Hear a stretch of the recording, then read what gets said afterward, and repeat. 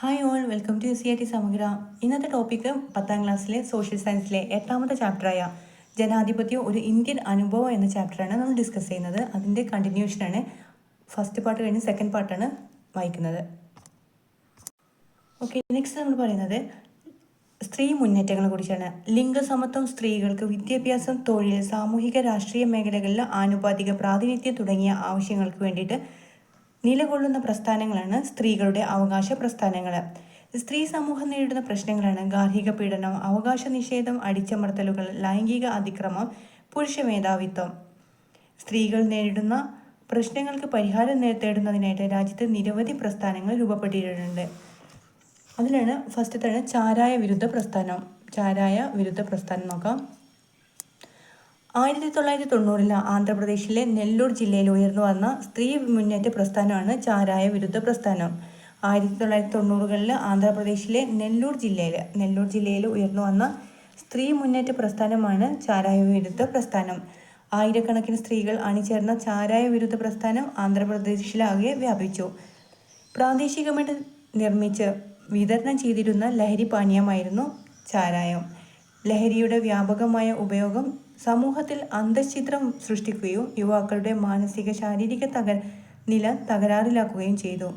ലഹരിയുടെ വ്യാപകമായ ഉപയോഗം ഗ്രാമത്തിലെ സാമ്പത്തിക അടിത്തറ തകർക്കുന്നതിനും ഗാർഹിക പീഡനം, സ്ത്രീകൾക്കെതിരായ അതിക്രമങ്ങൾ, ദാരിദ്ര്യം തുടങ്ങിയവക്കും കാരണമായി. ചാരായ വിരുദ്ധ പ്രസ്ഥാനത്തിൻ്റെ അടിസ്ഥാന ആശയമാണ് സ്ത്രീകൾ നേരിട്ട പ്രശ്നങ്ങളെ അഭിസംബോധന ചെയ്യുക. സ്ത്രീകൾ നേരിടുന്ന ലൈംഗിക അതിക്രമം, പൊതു ഇടങ്ങളിലെ അതിക്രമങ്ങൾ, ലിംഗവിവേചനം തുടങ്ങി വിവിധ പ്രശ്നങ്ങളെ അഭിസംബോധന ചെയ്യുന്ന പ്രക്ഷോഭമായി ചാരായ വിരുദ്ധ പ്രസ്ഥാനം വളർന്നു. ലഹരിക്കെതിരെയും സ്ത്രീകൾ നേരിടുന്ന പ്രശ്നങ്ങൾക്കെതിരെയും സാമൂഹിക അവബോധം സൃഷ്ടിക്കുന്നതിന് ചാരായ വിരുദ്ധ പ്രസ്ഥാനം സഹായിച്ചു. ഏത് വർഷമായിരുന്നു? 1990 ആന്ധ്രാപ്രദേശിലെ നെല്ലൂർ ജില്ലയിൽ ഉയർന്നു വന്ന സ്ത്രീ മുന്നേറ്റ പ്രസ്ഥാനമാണ് ചാരായ വിരുദ്ധ പ്രസ്ഥാനം. അപ്പോൾ ഈ ലഹരി കൊണ്ടുള്ള ഉപയോഗിക്കുന്നുണ്ടുള്ള ദോഷങ്ങൾ എന്തൊക്കെയാണ് ടീച്ചറോട് ചോദിക്കുന്നത്. അപ്പോൾ അതിൽ പറയുന്നത് ലഹരി വലിയൊരു വിപത്താണ്. കാഴ്ച, കേൾവി വൈകല്യങ്ങൾ, ശാരീരിക പ്രവർത്തനങ്ങളുടെ ഏകോപനമില്ലായ്മ, ദുർഗന്ധമുള്ള ശ്വാസം, മന്ദത തുടങ്ങിയ ലഹരിയുടെ ഹ്രസ്വകാല ഫലങ്ങളാണ്. കൂടാതെ ശാരീരിക മാനസിക പ്രശ്നങ്ങൾ, അനാരോഗ്യം, പ്രതിരോധശേഷി കുറവ് തുടങ്ങിയ ദീർഘകാല ഫലങ്ങളും ലഹരി ഉണ്ടാക്കാറുണ്ട്. അമിതമായ ലഹരി ഉപയോഗം മരണത്തിലേക്ക് നയിക്കും. സുരക്ഷിതമല്ലാത്ത ലഹരി ഉപയോഗം AIDS, STD, sexually transmitted disease തുടങ്ങിയവക്കും കാരണമാകും. ഓക്കെ, ഇത്രയാണ് ചാരായ പ്രസ്ഥാനം. നെക്സ്റ്റ് നമ്മൾ പറയുന്നത് നിർഭയ പ്രസ്ഥാനം. സ്ത്രീകൾക്കെതിരായ അതിക്രമങ്ങൾക്കെതിരെ ഡൽഹിയിൽ രൂപപ്പെട്ട ബഹുജന മുന്നേറ്റമാണ് നിർഭയ പ്രസ്ഥാനം. നിർഭയ പ്രസ്ഥാനത്തിൻ്റെ രൂപീകരണത്തിന് കാരണമായത് 2012 ഡൽഹി നഗരത്തിൽ വെച്ച് ഒരു പെൺകുട്ടിയെ ലൈംഗിക അതിക്രമത്തിന് ഇരയായി കൊല്ലപ്പെട്ടതിനെ തുടർന്ന് രാജ്യവ്യാപകമായി ഉണ്ടായ വലിയ പ്രക്ഷോഭങ്ങളാണ് നിർഭയ പ്രസ്ഥാനത്തിന് രൂപീകരിക്കാൻ കാരണം. നിർഭയ പ്രസ്ഥാനം ഉയർത്തിയ പ്രധാന ആവശ്യങ്ങൾ സ്ത്രീകൾക്കെതിരെയുള്ള ലൈംഗിക അതിക്രമങ്ങൾക്കെതിരെ ശക്തമായ നിയമ നടപടികൾ സ്വീകരിക്കുക, സ്ത്രീകൾക്കെതിരെയുള്ള ലൈംഗിക അതിക്രമ കേസുകളിൽ നിയമ നടപടികൾ വേഗത്തിലാക്കുക, സ്ത്രീകൾക്കെതിരെയുള്ള ലൈംഗിക അതിക്രമ കേസുകളിൽ മാതൃകാപരമായ ശിക്ഷ ഉറപ്പാക്കുക. നിർഭയ പ്രക്ഷോഭത്തെ തുടർന്ന് നിലവിൽ വന്നവയാണ് ഇന്ത്യൻ ക്രിമിനൽ നിയമ ഭേദഗതി നിയമം 2013, നിർഭയ നിയമം, ഇന്ത്യൻ ക്രിമിനൽ നിയമ ഭേദഗതി നിയമം 2013. പിന്നെ രണ്ടാമതാണ് ലൈംഗിക അതിക്രമ കേസുകൾ കൈകാര്യം ചെയ്യുന്നതിനുള്ള അതിവേഗ കോടതികൾ, ഫാസ്റ്റ് ട്രാക്ക് കോർട്ട്സും വന്നു. നിർഭയ പ്രക്ഷോഭത്തെ തുടർന്ന് നിലവിൽ വന്നവയാണ് നിർഭയ നിയമം അല്ലെങ്കിൽ ഇന്ത്യൻ ക്രിമിനൽ നിയമ ഭേദഗതി നിയമം 2013. പിന്നെ ലൈംഗിക അതിക്രമങ്ങൾ കൈകാര്യം ചെയ്യുന്നതിനുള്ള അതിവേഗ കോടതികൾ, ഫാസ്റ്റ് ട്രാക്ക് കോർട്ട്സും നിലവിൽ വന്നു. നെക്സ്റ്റ് നമ്മൾ പറയുന്നത് മത്സ്യത്തൊഴിലാളികളുടെ മുന്നേറ്റമാണ്. ലോകത്തിലെ രണ്ടാമത്തെ വലിയ മത്സ്യബന്ധന സമൂഹമാണ് ഇന്ത്യയിലെ മത്സ്യത്തൊഴിലാളികൾ. കിഴക്കും പടിഞ്ഞാറും തീരപ്രദേശങ്ങളിൽ വസിക്കുന്ന കോടിക്കണക്കിന് ജനങ്ങളുടെ ഉപജീവന മാർഗമാണ് മത്സ്യബന്ധനം. മത്സ്യബന്ധന തൊഴിലാളികൾ ഉപജീവനവുമായിട്ട് ബന്ധപ്പെട്ട് നേരിടുന്ന പ്രശ്നങ്ങളുടെ പരിഹാരത്തിനായിട്ട് നിരവധി മുന്നേറ്റങ്ങൾ ഉണ്ടായിട്ടുണ്ട്. 1980കളുടെ മധ്യത്തോടെ നമ്മുടെ രാജ്യത്തിൻ്റെ സാമ്പത്തിക നയങ്ങളിൽ വന്ന മാറ്റം മത്സ്യബന്ധന രംഗത്തെയും സാരമായിട്ട് ബാധിച്ചു. 1980കളുടെ മധ്യത്തോടെ നമ്മുടെ രാജ്യത്ത് വന്ന സാമ്പത്തിക നയങ്ങളിൽ വന്ന മാറ്റം മത്സ്യബന്ധന രംഗത്തെയും സാരമായി ബാധിച്ചു. പ്രധാനമായിട്ടും ആഴക്കടൽ മത്സ്യബന്ധനവുമായിട്ട് ബന്ധപ്പെട്ട കേന്ദ്ര സർക്കാരിൻ്റെ നയങ്ങൾക്കെതിരായിരുന്നു പ്രക്ഷോഭങ്ങൾ സംഘടിപ്പിക്കപ്പെട്ടത്. ആഴക്കടൽ മത്സ്യബന്ധനവുമായി ബന്ധപ്പെട്ട കേന്ദ്ര സർക്കാരിൻ്റെ നയങ്ങൾക്കെതിരെ പ്രക്ഷോഭങ്ങൾക്ക് നേതൃത്വം നൽകിയ സംഘടനയാണ് ദേശീയ മത്സ്യബന്ധന തൊഴിലാളി സംഘടന, national fish workers forum (NFF). ദേശീയ മത്സ്യബന്ധന തൊഴിലാളി സംഘടന. ആഴക്കടൽ മത്സ്യബന്ധനവുമായി ബന്ധപ്പെട്ട് കേന്ദ്ര സർക്കാരിൻ്റെ നയങ്ങൾക്കെതിരെ പ്രക്ഷോഭങ്ങൾക്ക് നേതൃത്വം നൽകിയ സംഘടനയാണ് ദേശീയ മത്സ്യബന്ധന തൊഴിലാളി സംഘടന. വിവിധ സംസ്ഥാനങ്ങളിൽ പ്രവർത്തിക്കുന്ന പരമ്പരാഗത മത്സ്യബന്ധന തൊഴിലാളികളുടെ കൂട്ടായ്മകളെ ഏകോപിപ്പിച്ച് അവരുടെ അവകാശ സംരക്ഷണത്തിനായിട്ട് പ്രവർത്തിക്കുന്ന സംഘടനയാണിത്.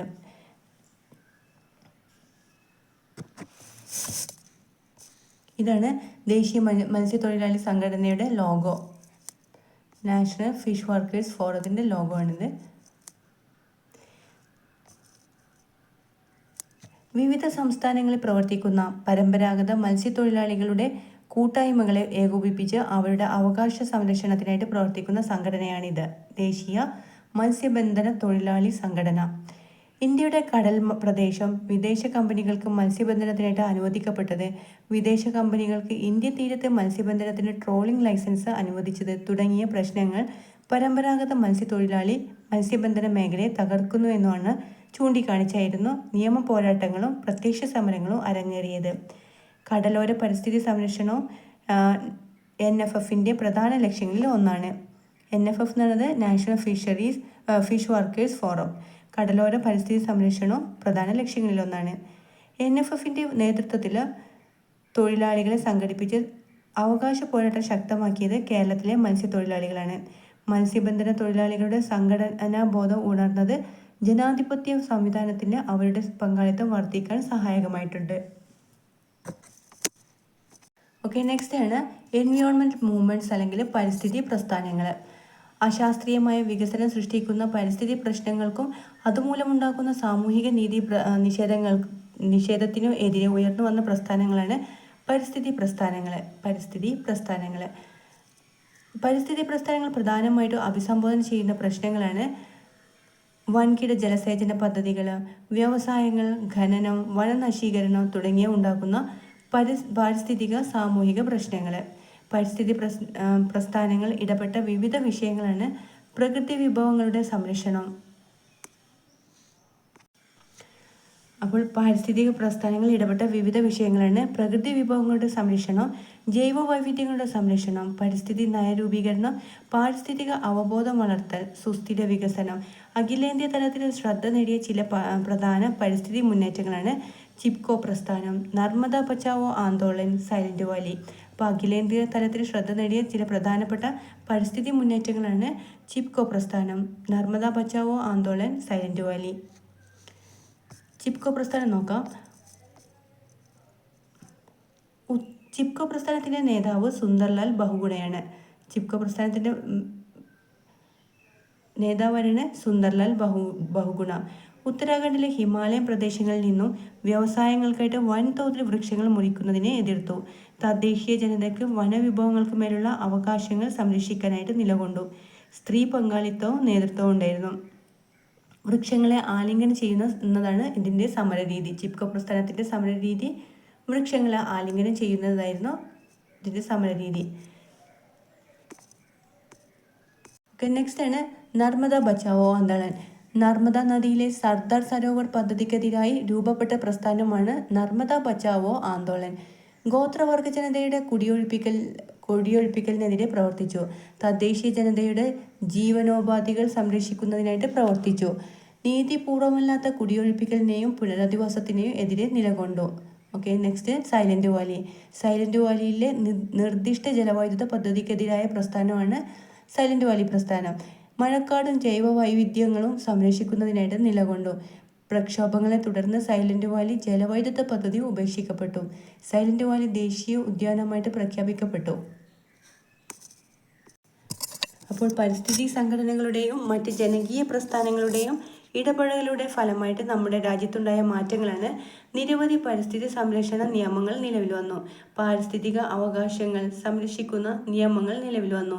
സംരക്ഷിത വനപ്രദേശങ്ങളുടെയും പ്രഖ്യാപനങ്ങളും ദേശീയ ഉദ്യാനങ്ങളുടെയും പ്രഖ്യാപനം നടന്നു. ഓക്കെ.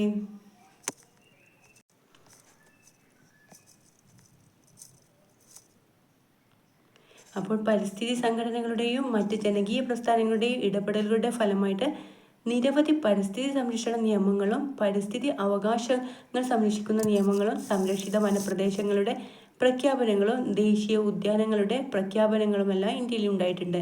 അതിൽ പ്രധാനപ്പെട്ടതാണ് 2002 ജൈവ വൈവിധ്യ നിയമം, 2006 പട്ടികവർഗക്കാരുടെയും മറ്റ് പരമ്പരാഗത വനവാസികളുടെയും അവകാശങ്ങൾ തിരിച്ചറിയൽ നിയമം, 2013 ഭൂമി ഏറ്റെടുക്കൽ, പുനരധിവാസം എന്നിവയിൽ ന്യായമായ നഷ്ടപരിഹാരത്തിനും സുതാര്യതക്കുമുള്ള അവകാശ നിയമം. അപ്പോൾ 2002 ജൈവ വൈവിധ്യ നിയമം, 2006 പട്ടികവർഗക്കാരുടെയും മറ്റ് പരമ്പരാഗത വനവാസികളുടെയും അവകാശങ്ങൾ തിരിച്ചറിയൽ നിയമം, 2013 ഭൂമി ഏറ്റെടുക്കൽ, പുനരധിവാസം എന്നിവയിൽ ന്യായമായ നഷ്ടപരിഹാരത്തിനും സുതാര്യതക്കുമുള്ള അവകാശ നിയമം.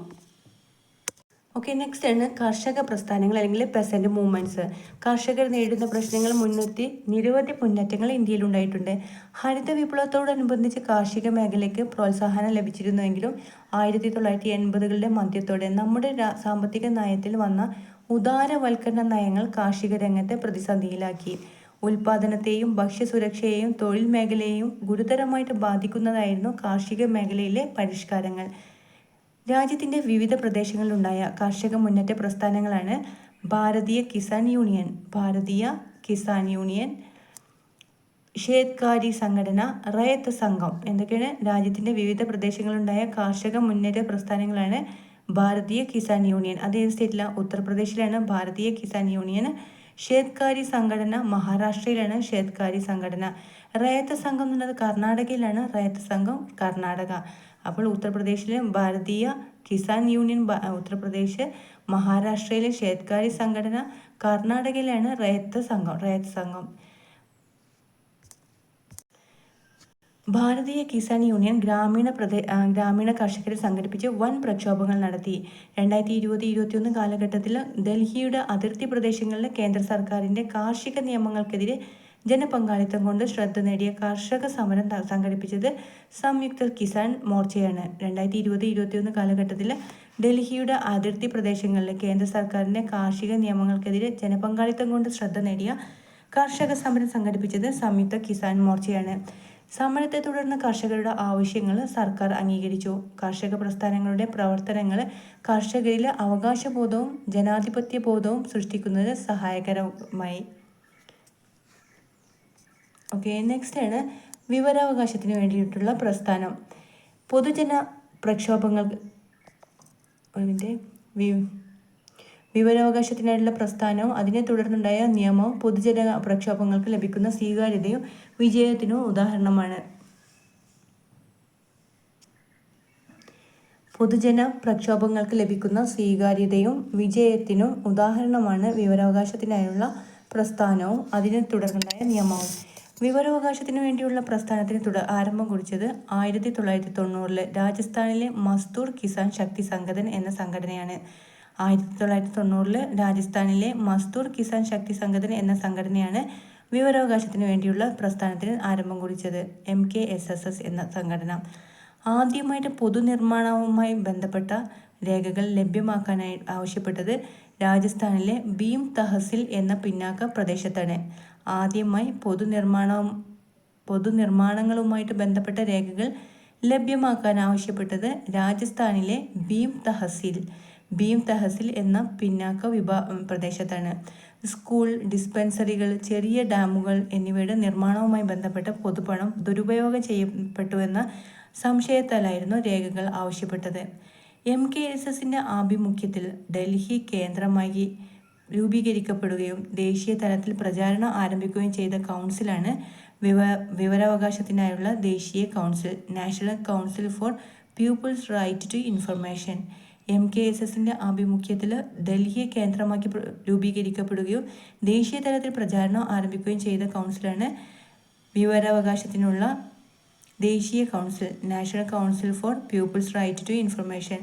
വിവരാവകാശ നിയമത്തിനായുള്ള കരട് രൂപം തയ്യാറാക്കാൻ നിർദ്ദേശിച്ചിരുന്ന സംഘടനകളാണ് ഉപഭോക്തൃ വിദ്യാഭ്യാസ ഗവേഷണ കേന്ദ്രം, consumer education and research centre, press council, Suri committee.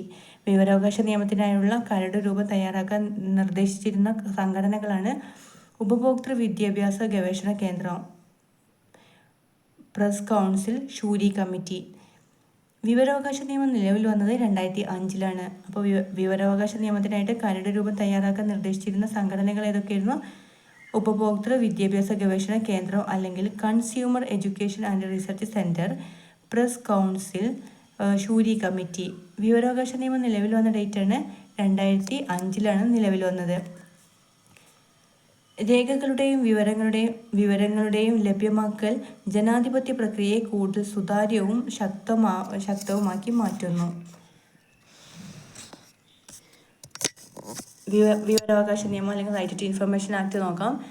Indian parliament വിവരാവകാശ നിയമം പാസ്സാക്കിയ വർഷം ഏതാ? 2005 ഇന്ത്യൻ പാർലമെന്റ് വിവരാവകാശ നിയമം പാസ്സാക്കിയത്. വിവരാവകാശ നിയമം പ്രാബല്യത്തിൽ വന്നത് 2005 ഒക്ടോബർ 12 പ്രാബല്യത്തിൽ വരികയും ചെയ്തു. വിവരാവകാശ നിയമം ഉറപ്പുവരുത്തുന്നത് എന്താണ്? പൊതുസ്ഥാപനങ്ങളിൽ നിന്നും അധികാരികളിൽ നിന്നും പൗരന്മാർക്ക് വിവരങ്ങൾ ലഭിക്കുന്നതിനുള്ള അവകാശം.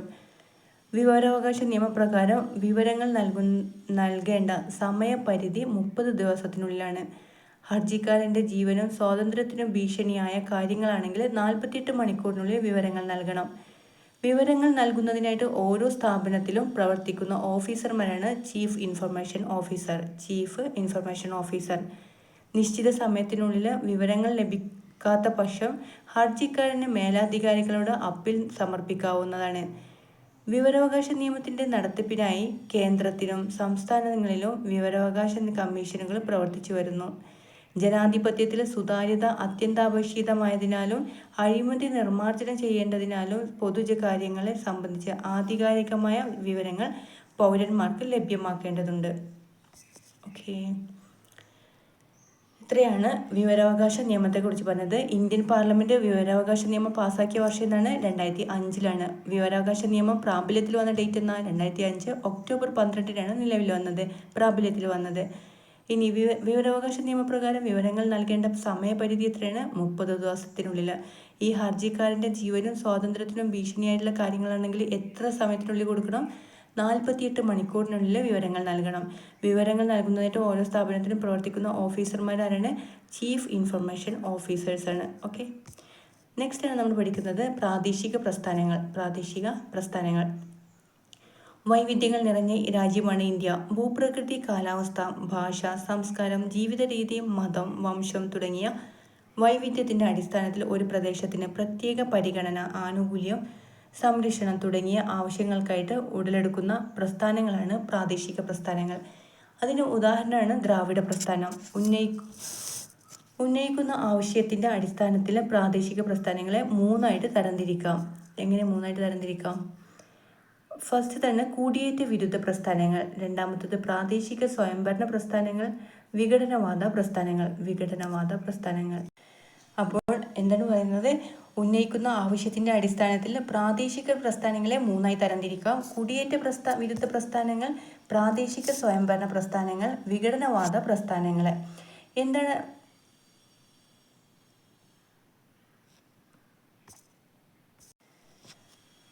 ദ്രാവിഡ ജനതയുടെ രാഷ്ട്രീയ ശാക്തീകരണം, തമിഴ് ഭാഷയുടെ വളർച്ച, യുക്തിവാദം എന്നീ ആശയങ്ങളുടെ സ്വാധീനത്താൽ 20-ാം നൂറ്റാണ്ടിലെ ആദ്യ ദശകത്തിൽ തമിഴ്നാട്ടിൽ ആരംഭിച്ച പ്രസ്ഥാനമാണ് ദ്രാവിഡ പ്രസ്ഥാനം.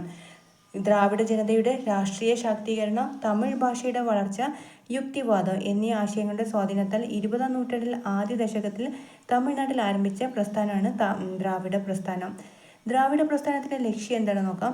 ദ്രാവിഡ സംസ്കാരത്തിനുമേൽ ബ്രാഹ്മണ സംസ്കാരം മേധാവിത്വം നേടുന്നത് ചെറുക്കുക എന്നതാണ് ദ്രാവിഡ പ്രസ്ഥാനത്തിൻ്റെ ലക്ഷ്യം.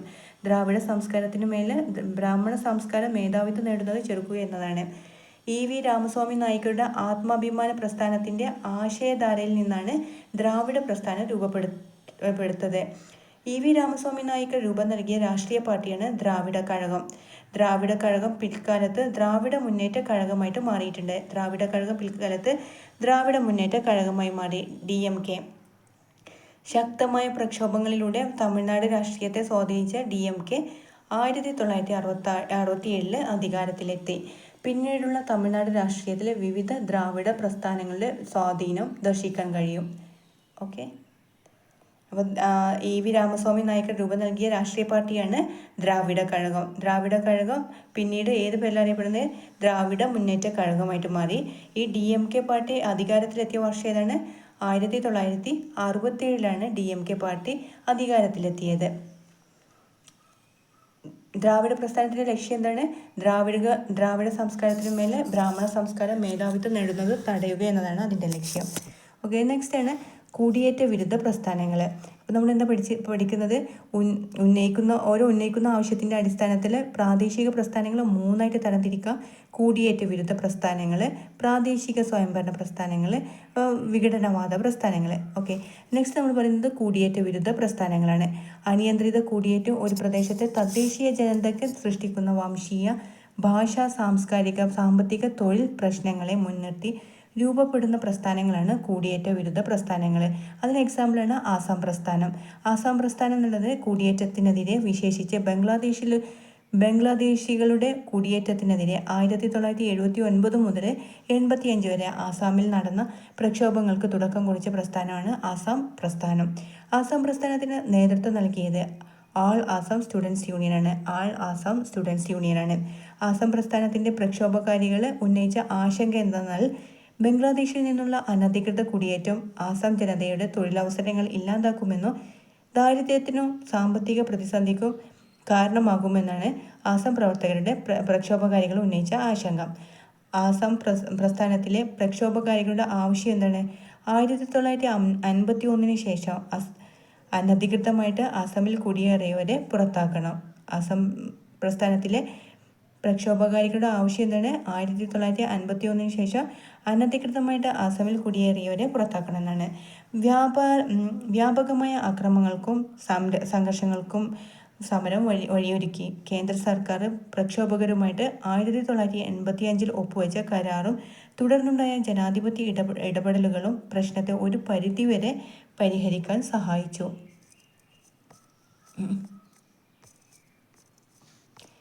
ഓക്കെ, നെക്സ്റ്റ് ആണ് സ്വയംഭരണ പ്രസ്ഥാനങ്ങൾ. സ്വയംഭരണത്തിന് വേണ്ടിയുള്ള പ്രസ്ഥാനങ്ങൾ. രാജ്യത്തിനുള്ളിൽ കൂടുതൽ സ്വയംഭരണം ആവശ്യപ്പെട്ടുകൊണ്ടോ പ്രത്യേക സംസ്ഥാന പദവി ആവശ്യപ്പെട്ടുകൊണ്ടോ ഉദയം ചെയ്ത പ്രസ്ഥാനങ്ങളാണ് സ്വയംഭരണ പ്രസ്ഥാനങ്ങൾ. അതിന് എക്സാമ്പിളാണ് ഗൂർഖാലാൻഡ് പ്രസ്ഥാനം, ജാർഖണ്ഡ് പ്രസ്ഥാനം, തെലങ്കാന പ്രസ്ഥാനം.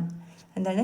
രാജ്യത്തിനുള്ളിൽ കൂടുതൽ സ്വയംഭരണം ആവശ്യപ്പെട്ടുകൊണ്ടോ പ്രത്യേക സംസ്ഥാന പദവി ആവശ്യപ്പെട്ടുകൊണ്ടോ ഉദയം ചെയ്ത പ്രസ്ഥാനങ്ങളാണ് സ്വയംഭരണ പ്രസ്ഥാനങ്ങൾ. എക്സാമ്പിളാണ് ഗൂർഖാലാൻഡ് പ്രസ്ഥാനം, ജാർഖണ്ഡ് പ്രസ്ഥാനം, തെലങ്കാന പ്രസ്ഥാനം. സ്വയംഭരണ പ്രസ്ഥാനങ്ങൾ സ്വയംഭരണ ആവശ്യം ഉന്നയിക്കുന്നതിനുള്ള കാരണങ്ങളാണ് പ്രാദേശികമായിട്ട് അവഗണിക്കപ്പെടുന്നു എന്ന മനോഭാവം, ഭാഷാപരവും സാംസ്കാരികപരവുമായിട്ടുള്ള പ്രത്യേകതകൾ, അസന്തുലിതമായ സാമ്പത്തിക വളർച്ച. സ്വയംഭരണ പ്രസ്ഥാനങ്ങൾ സ്വയംഭരണ ആവശ്യം ഉന്നയിക്കുന്നതിനുള്ള കാരണങ്ങൾ എന്തൊക്കെയാണ്? പ്രാദേശികമായി അവഗണിക്കപ്പെടുന്നു എന്ന മനോഭാവം, ഭാഷാപരവും സാംസ്കാരികപരവുമായിട്ട് പ്രത്യേകതകൾ, അസന്തുലിതമായ സാമ്പത്തിക വളർച്ച. ഓക്കെ, നെക്സ്റ്റ് ആണ് ഗൂർഖാലാൻഡ് പ്രസ്ഥാനം. ഗൂർഖാലാൻഡ് പ്രസ്ഥാനത്തിന് നേതൃത്വം നൽകിയവർ ഗൂർഖ നാഷണൽ ലിബറേഷൻ ഫ്രണ്ടാണ്. ഗൂർഖാലാൻഡ് പ്രസ്ഥാനത്തിന് നേതൃത്വം നൽകിയത് ഗൂർഖ നാഷണൽ ലിബറേഷൻ ഫ്രണ്ടാണ്. ഗൂർഖാലാൻഡ് പ്രസ്ഥാനത്തിൻ്റെ ആവശ്യം പശ്ചിമ ബംഗാളിലെ നേപ്പാളി ഭാഷയിൽ സംസാരിക്കുന്ന ഗൂർഖ വിഭാഗത്തിന് പ്രത്യേക സംസ്ഥാനം രൂപീകരിക്കുക. പശ്ചിമ ബംഗാളിലെ നേപ്പാളി ഭാഷ സംസാരിക്കുന്ന ഗൂർഖ വിഭാഗത്തിന് പ്രത്യേക സംസ്ഥാനം രൂപീകരിക്കുക.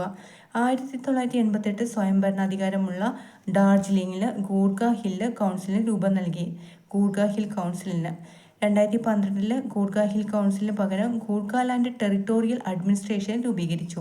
അപ്പോൾ 1988 സ്വയംഭരണാധികാരമുള്ള ഡാർജിലിംഗ് ഗൂർഖ ഹിൽ കൗൺസിലിന് രൂപം നൽകി. 2012 ഗൂർഖ ഹിൽ കൗൺസിലിന് പകരം ഗൂർഖാലാൻഡ് ടെറിട്ടോറിയൽ അഡ്മിനിസ്ട്രേഷൻ രൂപീകരിച്ചു. ഓക്കെ, നെക്സ്റ്റ് ആണ് ജാർഖണ്ഡ് പ്രസ്ഥാനം. ഓക്കെ, നെക്സ്റ്റ് ജാർഖണ്ഡ് പ്രസ്ഥാനം. ജാർഖണ്ഡ് പ്രസ്ഥാനത്തിന് നേതൃത്വം നൽകിയത് ജാർഖണ്ഡ് മുക്തി മോർച്ചയാണ്. ജാർഖണ്ഡ് മുക്തി മോർച്ച. ജാർഖണ്ഡ് പ്രസ്ഥാനത്തിൻ്റെ ആവശ്യം ബീഹാറിൽ നിന്നും ജാർഖണ്ഡ് മേഖല വിഭജിച്ച് പ്രത്യേക സംസ്ഥാനം രൂപീകരിക്കുക എന്നതാണ് ജാർഖണ്ഡ് പ്രസ്ഥാനത്തിൻ്റെ ആവശ്യം. ബീഹാറിൽ നിന്നും ജാർഖണ്ഡ് മേഖല വിഭജിച്ചിട്ട് പ്രത്യേക സംസ്ഥാനം, ബീഹാറിൽ നിന്ന് ജാർഖണ്ഡ് മേഖല വിഭജിച്ച് പ്രത്യേക സംസ്ഥാനം രൂപീകരിക്കുക. 2000 ജാർഖണ്ഡ് സംസ്ഥാനം രൂപീകരിച്ചു. ഓക്കെ, ഇനി നെക്സ്റ്റ് തെലങ്കാന പ്രസ്ഥാനം. തെലങ്കാന പ്രസ്ഥാനത്തിന് നേതൃത്വം നൽകിയത് തെലങ്കാന രാഷ്ട്ര സമിതി കേട്ടോ. തെലങ്കാന രാഷ്ട്ര സമിതിയാണ്. തെലങ്കാന രാഷ്ട്ര സമിതി. പിന്നെ തെലങ്കാന പ്രസ്ഥാനത്തിൻ്റെ ആവശ്യം എന്താണ്? ആന്ധ്രാപ്രദേശ് വിഭജിച്ച് തെലങ്കാന സംസ്ഥാനം രൂപീകരിക്കുക. പ്രസ്ഥാനത്തിൻ്റെ ആവശ്യം ആന്ധ്രാപ്രദേശ് വിഭജിച്ച് തെലങ്കാന സംസ്ഥാനം രൂപീകരിക്കുക എന്നതാണ്. അപ്പോൾ 2014 തെലങ്കാന സംസ്ഥാനം രൂപീകരിച്ചു. 2014 തെലങ്കാന സംസ്ഥാനം രൂപീകരിച്ചു. അപ്പോൾ ഗൂർലാൻഡ് പ്രസ്ഥാനം പഠിച്ചു, ജാർഖണ്ഡ് പ്രസ്ഥാനം, തെലങ്കാന പ്രസ്ഥാനം. ഇതിൻ്റെ നേതൃത്വം കൊടുത്ത സംഘടനകൾ പറഞ്ഞു, അതിൻ്റെ ആവശ്യങ്ങൾ അല്ലെങ്കിൽ കാരണങ്ങൾ എന്തായിരുന്നു അതിൻ്റെ, പിന്നെ പരിഹാരങ്ങളും പറഞ്ഞു. ഓക്കെ, നെക്സ്റ്റ് വിഘടനവാദ പ്രസ്ഥാനങ്ങൾ. ഇന്ത്യയിൽ നിന്ന് ചില പ്രദേശങ്ങൾ വേർപ്പെടുത്തി സ്വതന്ത്ര രാഷ്ട്രങ്ങൾ രൂപീകരിക്കുക എന്ന ലക്ഷ്യത്തോടെ ആരംഭിച്ച പ്രസ്ഥാനങ്ങളാണ് വിഘടനവാദ പ്രസ്ഥാനങ്ങൾ. അതിന് എക്സാമ്പിളാണ് വിഘടനവാദ പ്രസ്ഥാനങ്ങൾക്ക് എക്സാമ്പിളാണ് ഖാലിസ്ഥാൻ പ്രസ്ഥാനം, മീസോ നാഷണൽ ഫ്രണ്ട്, നാഗ നാഷണൽ കൗൺസിലൊക്കെ. ഖാലിസ്ഥാൻ പ്രസ്ഥാനം, മീസോ നാഷണൽ ഫ്രണ്ട്, നാഗ നാഷണൽ കൗൺസിൽ. ഓക്കെ, ബാക്കി നെക്സ്റ്റ് സെക്ഷനായി ചെയ്യാം. താങ്ക്